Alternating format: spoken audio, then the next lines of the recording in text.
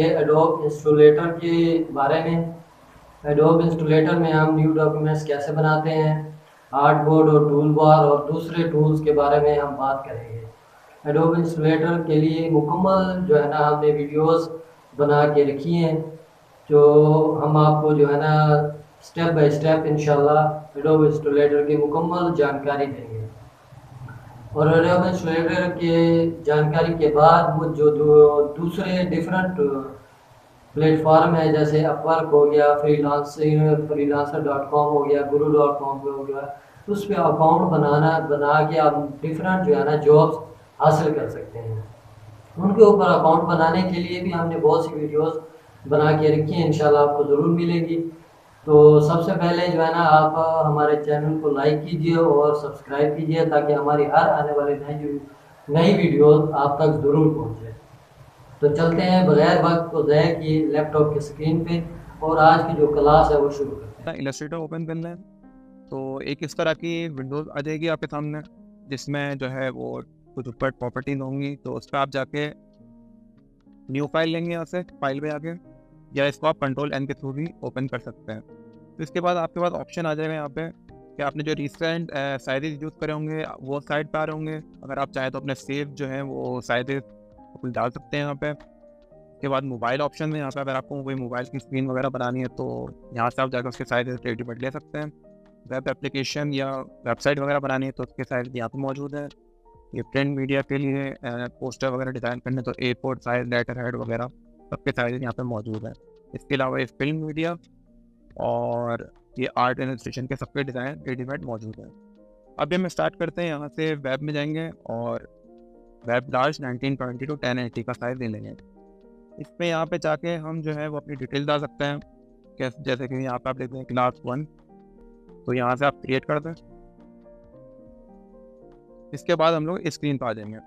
तो ये जो है ये इसकी मेन टूल बार है, जो हम लोग सारे टूल्स पढ़ेंगे। इसके थ्रू हम कुछ भी इलस्ट्रेशन वगैरह या कैरेक्टर डिज़ाइन वगैरह बना सकते हैं, लोगोज वगैरह। और ये हमारी जो है इनकी प्रॉपर्टीज़ हैं इलस्ट्रेटर की। ये जो है इसका कंट्रोल पैनल है। अगर हम कोई फाइल इसके यहाँ से बनाते हैं, ड्रॉ करते हैं, तो उसकी प्रॉपर्टीज आ जाती है यहाँ से। और ये इसका यहाँ पे सब साइड पैनल है। तो सबसे पहले हमें विंडोज़ में आना है और इसकी जो टूल बार है उसको एडवांस हुआ होगा तो उसको आप बेसिक कर दें। हम लोग सबसे पहले बेसिक टूल से स्टार्ट करेंगे, फिर एडवांस की तरफ जाएंगे। उसके बाद यहाँ पे जो है आप अपना जो, अगर आपको वर्क स्पेस ऐसा नहीं आ रहा हो तो आप टेंशन ही लें। यहाँ से आप विंडोज़ में आके यहाँ पे इसेंशियल क्लासिक पे क्लिक करें तो ये टूल बार आ जाएगा। अगर और इस पर जाके आप रीसेट भी कर सकते हैं। तो कंपनी की तरफ से जो इनका बेसिक जो सेटिंग होगी वो ओपन हो जाएगी। ये जो प्रॉपर्टीज लाइब्रेरी वगैरह वो अभी हमारे काम की नहीं है, तो आप इसको यहाँ पे लेफ्ट टू आइकन या क्लोज कर सकते हैं। तो इस तरह से हो जाए।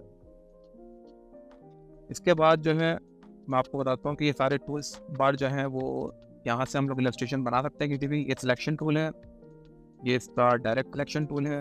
ये आप इसको जब मूवर करेंगे तो उस पर उसके लेवल बना हुआ आ जाएगा। ये लेसर टूल है, ये पेन टूल है और ये बॉक्स टूल वगैरह है। तो इस तरह से हम इसको खुद भी ड्राइंग बना सकते हैं।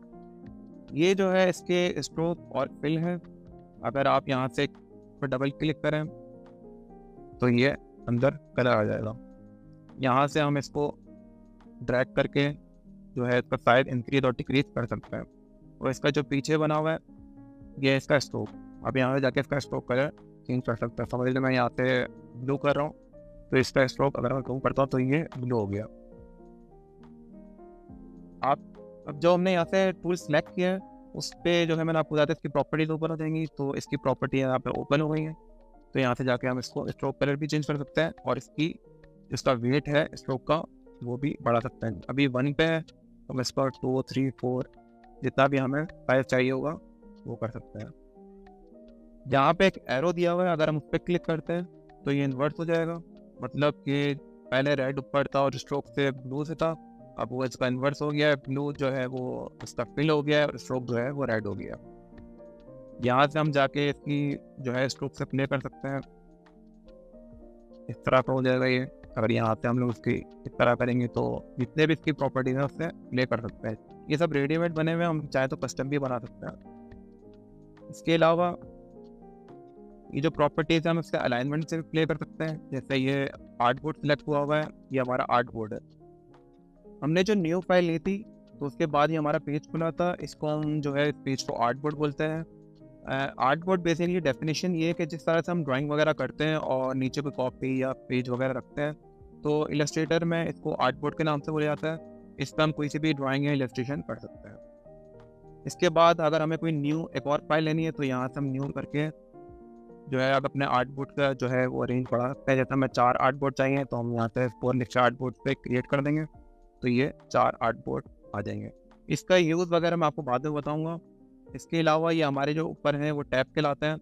जैसे हम लोग कोई गूगल क्रोम वगैरह में सर्चिंग करते हैं तो ऊपर टैब आ रहे होते हैं, इस तरह इलस्ट्रेटर में भी टैब होते हैं।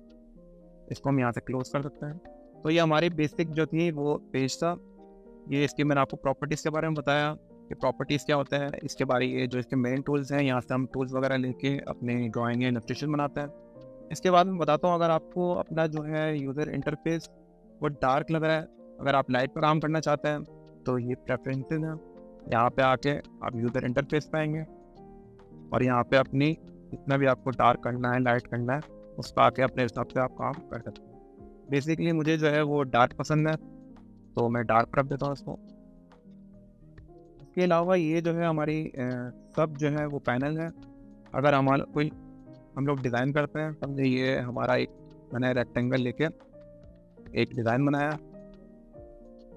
तो यहाँ से हम इसकी प्रॉपर्टी के ऊपर हो जाएगी। ये जो है इसके कलर और कलर गाइड है, यहाँ से आप जाके कि कलर सेलेक्ट कर सकते हैं। ये आपको फिर सेलेक्ट करना है और ये यहाँ पर आके कलर आप चेंज कर सकते हैं। यहाँ नीचे जो है ये कलर गाइड है, ये भी इसके जो है वो स्विचेस बने हुए हैं, यहाँ से जाके आप इसके कलर सेलेक्ट कर सकते हैं। इसके बाद आप इसको यहाँ से जो डबल एरो बना हुआ है, यहाँ से आप इसको कोलैप्स कर सकते हैं और ये हाइड हो जाएगा। अगर आप चाह रहे हैं कि ये जितने भी टूल्स हैं इसको आप जो है एक्सपेंड करना चाहते हैं, ये डबल एरो बने हुए हैं, यहाँ से आप क्लिक करेंगे तो सारे टूल्स जो हैं वो खुल के सामने आ जाएंगे। लेकिन ये मुझे थोड़ा डिस्टर्ब करता है, मैं काफ़ी प्रैक्टिस में हूँ तो मुझे इसकी नीड नहीं है, तो मैं इसको वापसी कोलैप्स कर सकता हूँ। मैं आपको जनरली बता देता हूँ इसके क्या काम करते हैं, फिर इसके जो है हम फ्यूचर क्लास में इसको प्रॉपर पढ़ेंगे। इसके बाद अगर आप इस पर होवर करते हैं तो इसके लेवल बने हुए आ जाएंगे। स्विचेस क्या होता है, ये कलर जो है पूरा आप जो है कलर गाइड होती है आपके लिए, जिस पर आप जाके अपने कलर सेलेक्ट कर सकते हैं और अपने कलर ऐड भी करवा सकते हैं। तो ये स्विचेस हैं। इसके बाद यहाँ पे ब्रशेज हैं, अपनी मर्जी का आप ब्रश सेलेक्ट कर सकते हैं। इसके अलावा नीचे जो है इसके सिंबल हैं, आप ज़्यादा सिंबल जिसके रेडीमेड सिंबल है वो जाके इंपोर्ट करवा सकते हैं और उसका आप प्ले कर सकते हैं।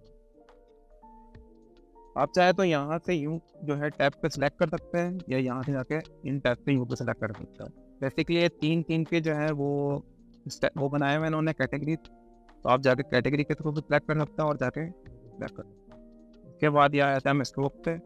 स्ट्रोक मैं ऑलरेडी आपको बता चुका हूँ, ये जो एक्सटीरियर वाला पार्ट होता है इसको स्ट्रोक बोलते हैं। आप चाहे तो यहाँ से इसका वेट बढ़ा सकते हैं और इसका वेट कम कर सकते हैं। ग्रेडियंट क्या होता है, दो कलर्स को मिलके जो बन रहा होता है या दो ज़्यादा कलर्स को मिलके वो ग्रेडियंट कहलाता है।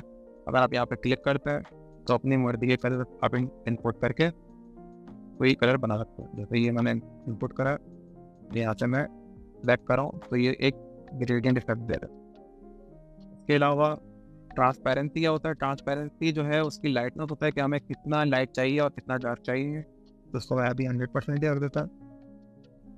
इसके अलावा ये जो है अपीयरेंसेस है इसके और ग्राफिक स्टाइल वगैरह, ये लेयर्स हैं। हमारे पास जो पेज में है ये 3 चीज़ें सिलेक्ट हुई है, तो आप यहाँ से जाके देखेंगे कि लेयर में कितनी चीज़ें हैं तो वो आपके सामने आ जाएंगी। आप चाहे तो यहाँ से इसको हाइड भी कर सकते हैं, जो आई बनी हुई है, तो ये जो चीज़ पे आप सिलेक्ट करेंगे तो वो हाइड हो जाएगी। इसके अलावा ये एक्सपोर्ट है कि एसेट को एक्सपोर्ट करना है आपने, ये PNG JPEG वगैरह में, ये सब के बारे में आपको डिटेल में बाद में बताऊंगा। और ये आर्ट बोर्ड है, ये आर्ट बोर्ड को ऑलरेडी मैं आपको बता चुका हूँ। इसके अलावा ये जो नीचे है इसके ये रेजोल्यूशन है इसके, कितने आप इस पर देखना चाहते हैं, अपने जूम कितना देखना चाहते हैं इसको। तो इलस्ट्रेटर जो सपोर्ट कर रहा है वो मैक्सिमम जो है 64,000 पिक्सल पर सपोर्ट कर रहा है, तो आप चाहे तो इसको बिल्कुल अंदर जाके भी देखेंगे तो ये पिक्सल नहीं फटेंगे। तो आप यहाँ से जाके इसको चाहे तो कंट्रोल माइनस और कंट्रोल प्लस से भी चेक कर सकते हैं।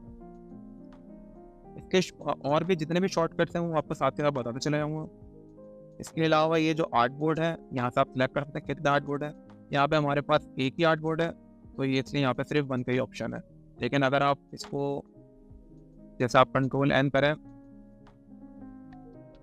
और यहाँ से जाकर आप 4 करते हैं, अगर आपके मल्टीपल आर्ट बोर्ड होंगे तो यहाँ पे आपको मल्टीपल ऑप्शन आ जाएगा। इसके अलावा अगर आपको अपनी फाइल सेव करवानी है तो आप यहाँ से फाइल में आएंगे और सेव करेंगे, और जहाँ आपको सेव करानी है तो वो वहाँ पे जाके सेव कर देंगे। तो यहाँ से आप इसको यहाँ से क्लोज कर सकते हैं। फिर रिसेंट फाइल आपको खोलनी है, और अगर आपको उसका फोल्डर नहीं मिल रहा तो आप यहाँ से फाइल में आएंगे और ओपन रिसेंट फाइल में जाके तो खोल लेंगे, तो जो भी आपकी लास्ट फाइल होगी वो ओपन हो जाएगी।